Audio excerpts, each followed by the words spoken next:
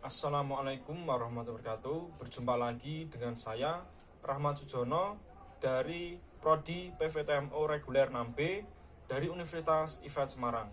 Kali ini saya diberikan tugas oleh dosen saya untuk melakukan pembacaan diagram kelistrikan yang ada di sepeda motor. Langsung saja ke video berikut ini. Oke, kita ke diagram ini ya. Di sini ada yang pertama, ada wiring diagram lampu kepala sepeda motor. Jadi kira-kira ini ya. Ini adalah diagram yang ada pada Oke, yang pertama di sini ada wiring diagram lampu kepala sepeda motor. Jadi penampakannya seperti ini ya. Bisa dilihat di sini ada yang pertama ya. Ini adalah komponen yang paling utama, itu ada baterai ya yang tegangannya 12 volt ya. Lalu di sini ada fuse, kunci kontak ya, saklar lampu jauh, saklar lampu dekat, dan lampu dan massa ya. Kita akan mengurutkan ya. Jadi yang pertama kita harus mempunyai komponen ini baterai ya.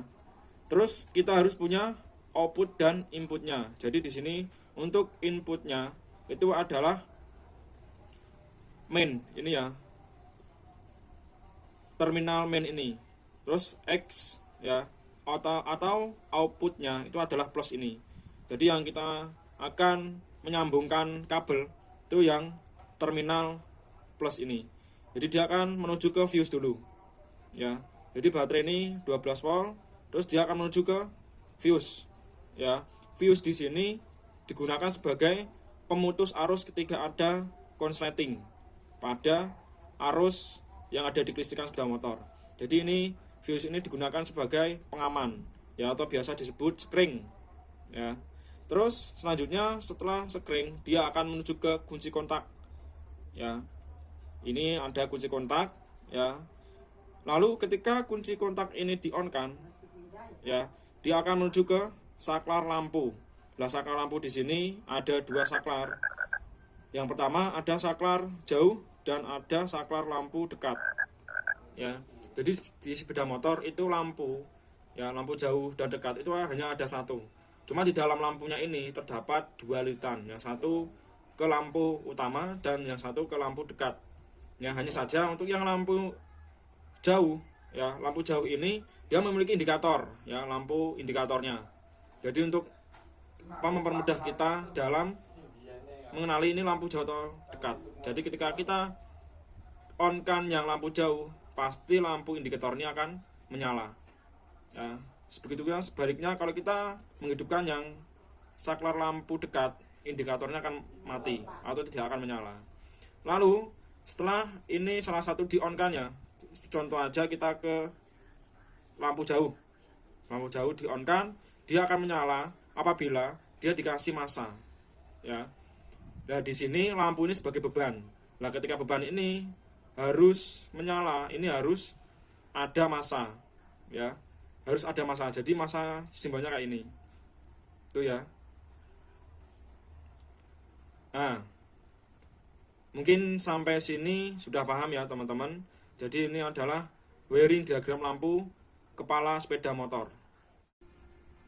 Jadi ini adalah diagram wiring lampu kepala pada sepeda motor.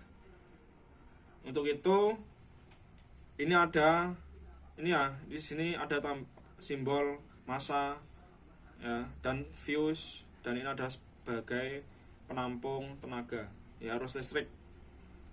Terus selanjutnya ini ada